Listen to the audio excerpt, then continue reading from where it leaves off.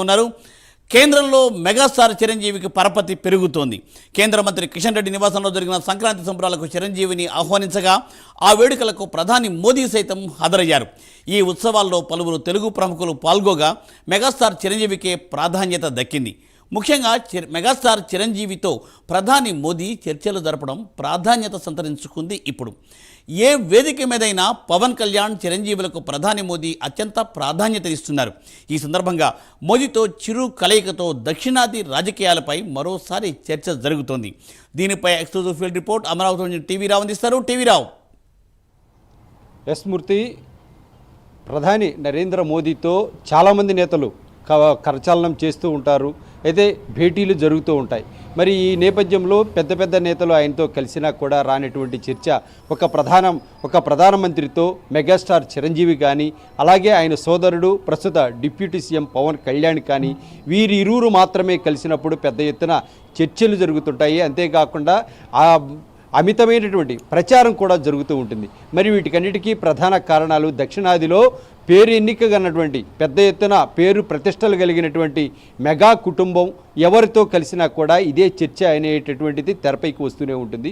ఇప్పుడు తాజాగా మెగాస్టార్ చిరంజీవి ప్రధాని నరేంద్ర మోదీతో కలవడం, అంతేకాకుండా కొద్ది నిమిషాల పాటు చర్చలు జరపడం, ఇది దేశవ్యాప్తంగా ఇప్పుడు ఒక చర్చనీయాంశమైంది. అంతేకాకుండా ఇది దక్షిణాదిలో మరింత చర్చలకు దారితీస్తోంది.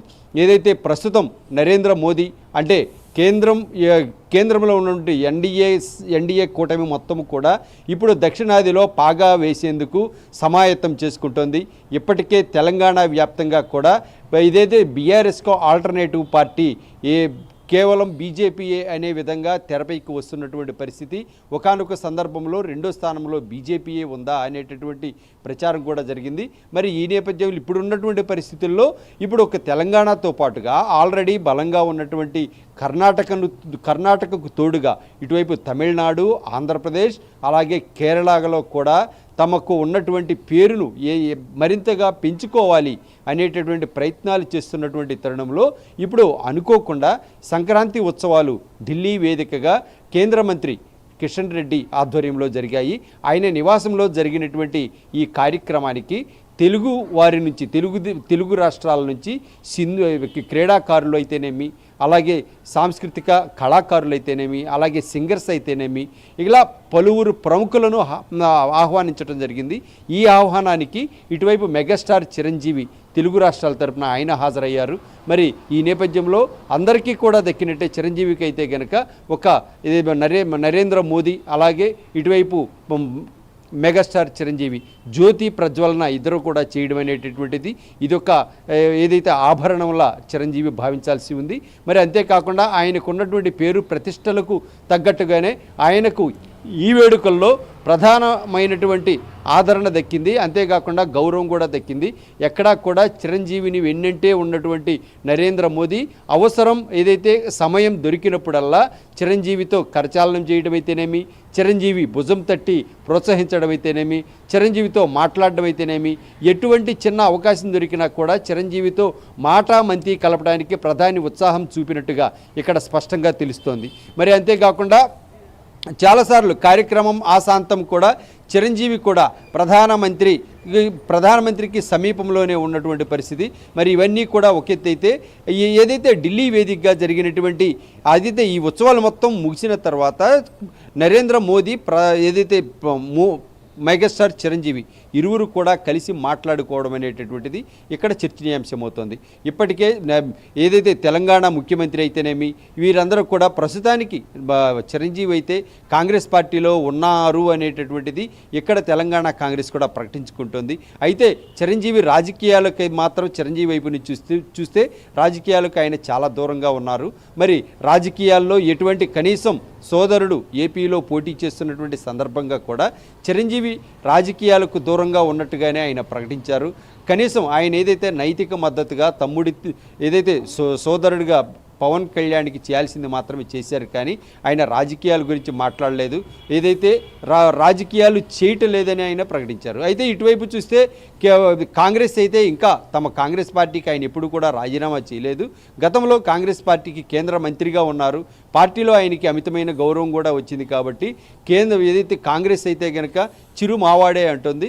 మరి అయినా కూడా ప్రస్తుతం చిరంజీవి అయితే కనుక ఎవరికి కూడా ఆయన మద్దతు ప్రకటించలేదు. అయితే ఇప్పుడున్నటువంటి పరిణామాలను చూస్తే కనుక చిరంజీవికి త్వరలో కేంద్రంలో ఏదైతే రాజ్యసభ లాంటి మరోసారి పదవి ఇవ్వబోతున్నారా అనేటటువంటి చర్చలు కూడా ప్రస్తుతం నడుస్తున్నటువంటి పరిస్థితి. మరి అయితే కనుక ఇప్పుడు పవన్ కళ్యాణ్ విషయానికి వస్తే పవన్ కళ్యాణ్ కూడా కేంద్రంలో ఏదైతే ఒక వెన్నెముకగా మారిపోయినటువంటి పరిస్థితి. ఆయన మహారాష్ట్ర ఎన్నికల ప్రచారం చేయటం కానీ త్వరలో ఇటువైపు కూడా ఏదైతే ఢిల్లీ ఎన్నికలకు కూడా పవన్ కళ్యాణ్ వెళ్తున్నటువంటి పరిస్థితి.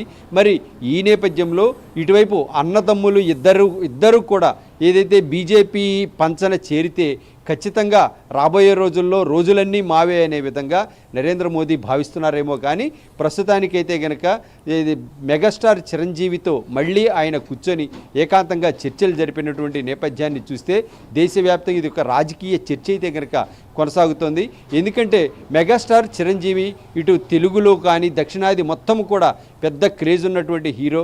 మరి దేశవ్యాప్తంగా హిందీ సినిమాల్లో కూడా నటించినటువంటి మెగాస్టార్ చిరంజీవికి నార్త్లో కూడా చెప్పుకోదగ్గ పేరే ఉంది.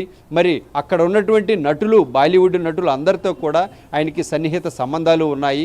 మరి ఇటువంటి దేశవ్యాప్తంగా ఉన్నటువంటి ఒక ఇమేజ్ ఉన్నటువంటి ఒక క్రేజీ యాక్టర్గా ఉన్నటువంటి చిరంజీవి ఆయన్ని పొలిటికల్గా కూడా ఎలైనా మౌల్డ్ చేసుకోవాలనే ప్రయత్నాలు అయితే కనుక జరుగుతున్నట్టు అర్థమవుతుంది. ఇప్పటికే ప్రత్యక్ష రాజకీయాల్లో పవన్ కళ్యాణ్ సృష్టిస్తున్న సునామీకి సంబంధించి ప్రత్యేకంగా చెప్పాల్సిన అవసరం లేదు. ఆయన మొన్న నరేంద్ర మోదీ విశాఖపట్నం వచ్చినప్పుడు కూడా నేత అధినేత అనే విధంగా ఆయన ప్రసంగించడం, ఆయనకి పవన్ కళ్యాణ్ కూడా ఇచ్చినటువంటి ప్రాధాన్యత అంతా ఇంత కాదు. మరి ఈ నేపథ్యంలో ఇరువురు నేతల లక్ష్యంగానే ఏది అన్నతమ్ముల లక్ష్యంగానే ప్రధాని నరేంద్ర మోదీ పావులు కదుపుతున్నారు అనేటటువంటిది ఇక్కడ అర్థమవుతోంది. ఏది ఏమైనా ఈ రాజకీయంగా ఒక చిన్ని చరిష్మాని కూడా అడ్డం పెట్టుకుంటే ఎదురు లేకుండా తమ లక్ష్యాలను చేరుకోవచ్చు అనేదే కేంద్రంలో ఇప్పుడు ఎన్డీఏ కూటమి భావిస్తున్నట్టుగా నరేంద్ర మోదీ చిరు కలయిక ఇక్కడ మనకి అర్థమయ్యేలా ఈ పరిణామాలన్నీ కూడా ఈ రాజకీయాల చుట్టూనే తిరగడాన్ని మనం ఇప్పుడు దీనికి కూడా ప్రధాన చర్చనీయాంశంగా దేశవ్యాప్తంగా ఇదే అంశం చర్చగా నడుస్తుందని మనం భావించాల్సి వస్తోంది.